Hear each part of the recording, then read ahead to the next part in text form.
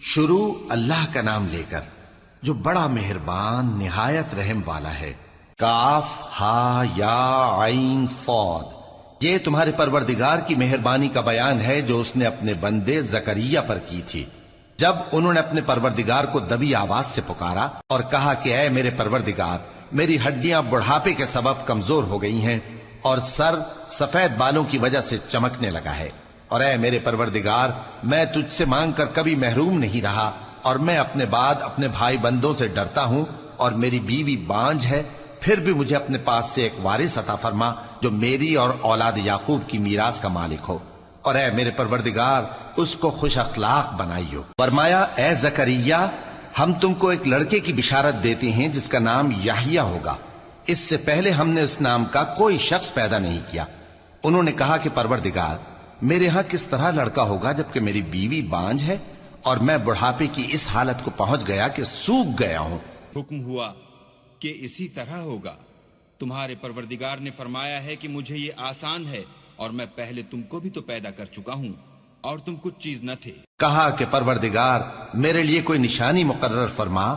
فرمایا نشانی یہ ہے کہ تم صحیح و سالم ہوتے ہوئے 3 رات دن لوگوں سے بات نہ کر سکو گے۔ پھر وہ عبادت کے حجرے سے نکل کر اپنی قوم کے پاس آئے تو ان سے اشارے سے کہا کہ صبح و شام تسبیح کرتے رہو۔ فرمایا اے یحییٰ، ہماری کتاب کو مضبوطی سے تھامے رہو، اور ہم نے ان کو لڑکپن ہی میں دانائی عطا فرمائی تھی اور اپنے پاس سے شفقت اور پاکیزگی دی تھی، اور وہ پرہیزگار تھے اور وہ اپنے ماں باپ کے ساتھ نیکی کرنے والے تھے اور سرکش اور نافرمان نہیں تھے۔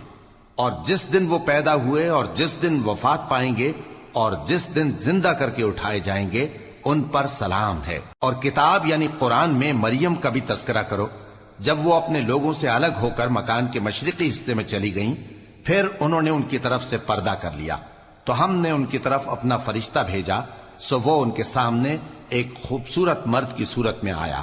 مریم بولی کہ اگر تم پرہیزگار ہو تو میں تم سے بچنے کے لیے رحمان کی پناہ لیتی ہوں۔ فرشتے نے کہا کہ میں تو تمہارے پروردگار کا بھیجا ہوا یعنی فرشتہ ہوں، اور اس لیے آیا ہوں کہ تمہیں پاکیزہ لڑکا بخشوں۔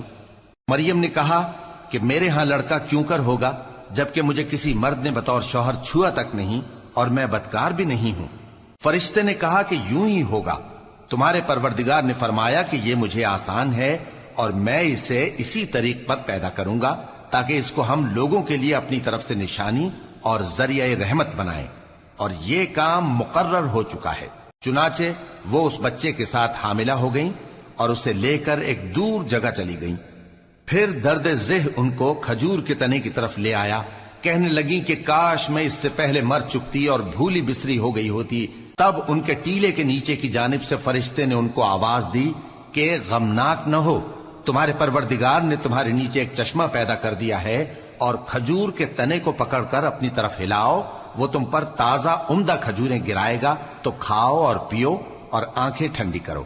اگر تم کسی آدمی کو دیکھو تو کہنا کہ میں نے اللہ کے لیے روزے کی منت مانی، تو آج میں کسی آدمی سے ہرگز کلام نہیں کروں گی۔ پھر وہ اس بچے کو اٹھا کر اپنی برادری والوں کے پاس لے آئیں۔ وہ کہنے لگے کہ مریم، یہ تو نے برا کام کیا۔ اے ہارون کی بہن، نہ تو تیرا باپ ہی برا آدمی تھا اور نہ تیری ماں ہی بدکار تھی۔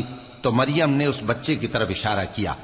وہ بولے کہ ہم اس سے کہ گود کا بچہ ہے کیسے بات کریں؟ بچے نے کہا کہ میں اللہ کا بندہ ہوں، اس نے مجھے کتاب دی ہے اور نبی بنایا ہے، اور میں جہاں ہوں اور جس حال میں ہوں اس نے مجھے صاحب برکت بنایا ہے، اور جب تک زندہ ہوں مجھ کو نماز اور زکوٰۃ کا ارشاد فرمایا ہے، اور مجھے اپنی ماں کے ساتھ نیک سلوک کرنے والا بنایا ہے اور سرکش و بدبخت نہیں بنایا، اور جس دن میں پیدا ہوا اور جس دن مروں گا اور جس دن زندہ کر کے اٹھایا جاؤں گا مجھ پر سلام ہے۔ یہ مریم کے بیٹے عیسیٰ ہیں، اور یہ سچی بات ہے جس میں لوگ شک کرتے ہیں۔ اللہ کو شایع نہیں کہ کسی کو بیٹا بنائے، وہ پاک ہے، جب کسی چیز کا ارادہ کرتا ہے تو اس کو یہی کہتا ہے کہ ہو جا تو وہ ہو جاتی ہے۔ اور بے شک اللہ ہی میرا اور تمہارا پروردگار ہے، تو اسی کی عبادت کرو، یہی سیدھا رستہ ہے۔ پھر اہل کتاب کے فرقوں نے باہم اختلاف کیا، سو جو لوگ کافر ہوئے ہیں ان کو بڑے دن یعنی قیامت کے روز حاضر ہونے سے خرابی ہے۔ وہ جس دن ہمارے سامنے آئیں گے کیسے سننے والے اور کیسے دیکھنے والے ہوں گے، مگر ظالم آج کھلی گمراہی میں ہیں، اور ان کو حسرت و افسوس کے دن سے ڈرا دو جب بات فیصل کر دی جائے گی اور وہ غفلت میں پڑے ہوئے ہیں اور ایمان نہیں لاتے۔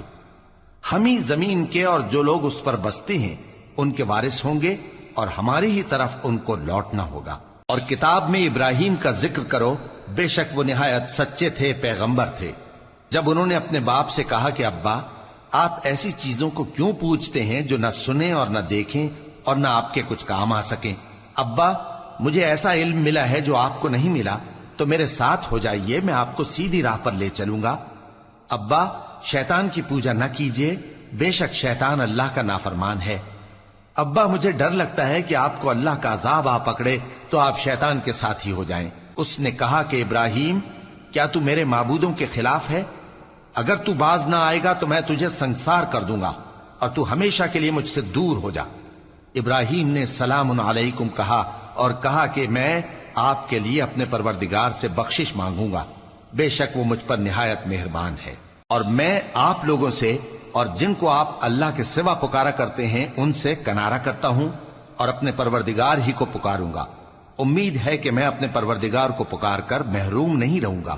اور جب ابراہیم ان لوگوں سے اور جن کی وہ اللہ کے سوا پرستش کرتے تھے الگ ہو گئے تو ہم نے ان کو اسحاق اور اسحاق کو یعقوب بخشے اور ہر ایک کو پیغمبر بنایا، اور ہم نے ان کو اپنی رحمت سے بہت سی چیزیں عنایت کی اور ان کا ذکر جمیل بلند کیا۔ اور کتاب میں موسیٰ کا بھی ذکر کرو، بے شک وہ ہمارے برگزیدہ تھے اور رسول تھے، نبی تھے، اور ہم نے ان کو طور کی داہنی طرف سے پکارا اور باتیں کرنے کے لیے نزدیک بلایا، اور اپنی مہربانی سے ان کو ان کا بھائی ہارون پیغمبر بنا کر عطا کیا۔ اور کتاب میں اسماعیل کا بھی ذکر کرو، وہ وعدے کے سچے اور رسول تھے، نبی تھے، اور وہ اپنے گھر والوں کو نماز اور زکوٰۃ کا حکم کرتے تھے اور اپنے پروردگار کے ہاں پسندیدہ تھے۔ اور کتاب میں ادریس کا بھی ذکر کرو، وہ بھی نہایت سچے تھے، نبی تھے، اور ہم نے ان کو اونچی جگہ اٹھا لیا تھا۔ یہ وہ لوگ ہیں جن پر اللہ نے اپنے پیغمبروں میں سے فضل کیا، یعنی اولاد آدم میں سے، اور ان لوگوں میں سے جن کو ہم نے نوح کے ساتھ کشتی میں سوار کیا، اور ابراہیم اور یعقوب کی اولاد میں سے، اور ان لوگوں میں سے جن کو ہم نے ہدایت دی اور جنہیں برگزیدہ کیا۔ جب ان کے سامنے ہماری آیتیں پڑھی جاتی تھیں تو سجدے میں گر پڑتے اور روتے رہتے تھے۔ پھر ان کے بعد چند ناخلف ان کے جانشین ہوئے جنہوں نے نماز کو ضائع کر دیا اور خواہشات نفسانی کے پیچھے لگ گئے، سو ان قریب ان کو گمراہی کی سزا ملے گی۔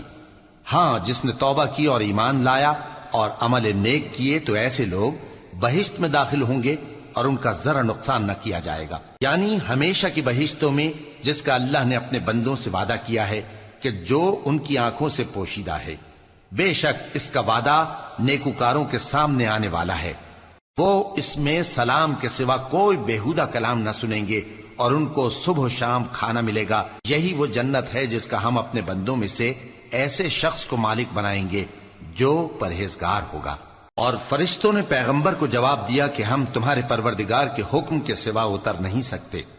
جو کچھ ہمارے آگے ہے اور جو پیچھے ہے اور جو اس کے درمیان ہے سب اسی کا ہے، اور تمہارا پروردگار بھولنے والا نہیں، یعنی آسمان اور زمین کا اور جو ان دونوں کے درمیان ہے سب کا پروردگار، تو اسی کی عبادت کرو اور اس کی عبادت پر ثابت قدم رہو۔ بھلا تم کوئی اس کا ہم نام جانتے ہو؟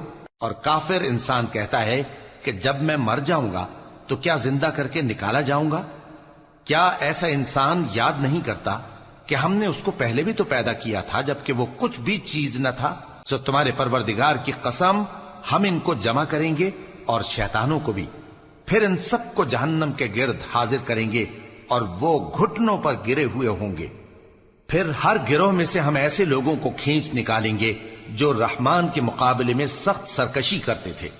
پھر ہم ان لوگوں سے خوب واقف ہیں جو اس میں داخل ہونے کے زیادہ لائق ہیں، اور تم میں سے کوئی شخص نہیں مگر اسے اس پر گزرنا ہوگا، یہ تمہارے پروردگار پر لازم ہے، مقرر ہے۔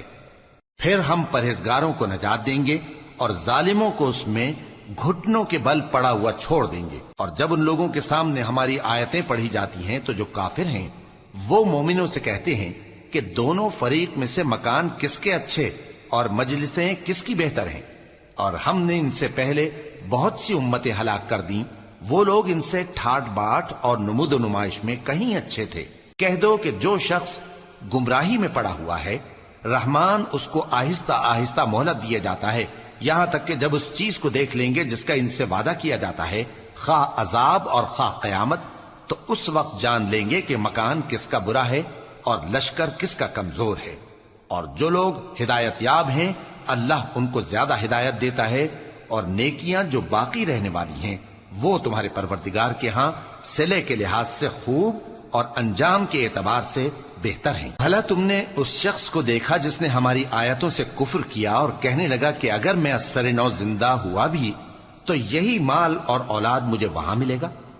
کیا اس نے غیب کی خبر پالی ہے یا اللہ کے یہاں سے عہد لے لیا ہے؟